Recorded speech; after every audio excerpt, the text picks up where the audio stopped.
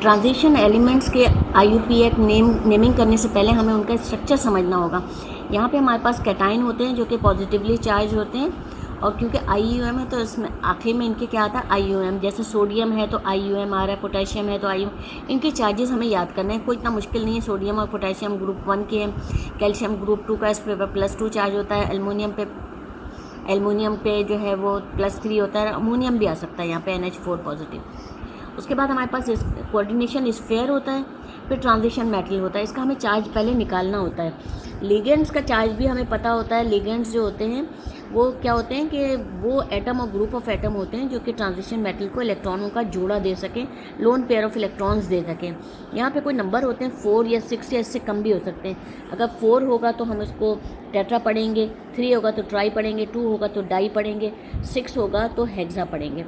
अब बाद में उसके होता है कोऑर्डिनेशन स्फीयर बंद हो जाता है, एनाइन आता है। एनाइन जो है वो नेगेटिवली चार्ज्ड आइंस होते हैं, एनाइंस।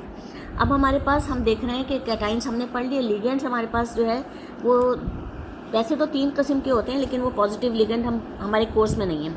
नेगेटिव लिगेंड्स होते हैं, न्यूट्रल लिगेंड्स होते हैं, और हमारे पास ऑर्गेनिक लिगेंड्स होते हैं। ठीक है, तो अब पहले हम पढ़ेंगे नेगेटिव लिगेंड्स। नेगेटिव लिगेंड्स कौन से हैं? क्लोरीन होगा जिस पे माइनस चार्ज है, तो हम इसको अंदर होगा। अगर लिगेंड में होगा, यहाँ पर होगा, तो हम इसको क्लोरो पढ़ेंगे।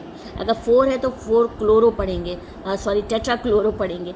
Br negative tetra bromo, hexa bromo, iodo. OH negative होगा तो हम इसको हाइड्रो ऑक्सो। ये आपको थोड़ा बहुत याद होना चाहिए, जब भी आप इसकी नेमिंग कर सकेंगी। नहीं तो फिर ये कि फिर अब समझ में आ गया तो कम से कम आगे आपको आसानी होगी।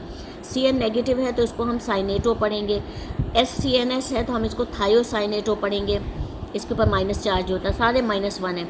उसके बाद नाइट्रो है, -1 चार्ज। NO3 नेगेटिव है, इसको हम नाइट्रेटो पढ़ेंगे। ठीक है, अच्छा। उसके बाद हमारे पास C2O4 ऑक्जिलेट आइन है। ये एक्चुअली -2 चार्ज होता है, ऑक्जिलेटो। तो अगर हम देखें तो हमारे पास सब पे -1 चार्ज आ रहा है, सिर्फ ऑक्जिलेटो जो है वो -2 है। उसके बाद हम न्यूट्रल लिगेंड्स पे आ जाते हैं जिनके ऊपर कोई चार्ज नहीं है। वाटर होगा तो हम उसको एक्वा पढ़ेंगे, AQO। एक्ो भी पढ़ सकते हैं, लेकिन अब जो रिसेंट रिसर्च हुई है IUPAC में, वो एक्ो को के बजाय एक्वा पढ़ा जाता है। अमोनिया है तो हम उसको अमाइन पढ़ेंगे, MM आएगा। उसके बाद CO है, कार्बन और ऑक्सीजन, कार्बन मोनोऑक्साइड, कार्बोनाइल। इस पर कोई चार्ज नहीं होता, इन सब पे कोई चार्ज नहीं है। NO नाइट्रोसाइल, इस पर भी कोई चार्ज नहीं है। फिर हम आ जाते हैं नेगेटिव लिगेंड्स पे। नेगेटिव लिगेंड्स में हम ये भी पहले न्यूट्रल हम देख रहे हैं कि ये वाला न्यूट्रल है। इथिलीन डाई अमाइन, 2 दफ़ा है इथिलीन डाई अमाइन। या मैंने लिखा नहीं है, लेकिन ये इथिलीन डाई अमाइन है। इसको मैं लिख देती हूँ।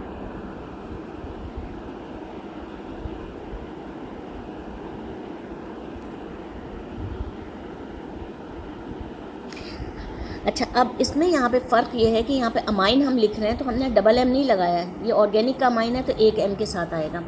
उसके बाद DMG है, डाई मिथाइल ग्लाइजोमेटो। ठीक है, इसके ऊपर -1 चार्ज होता है।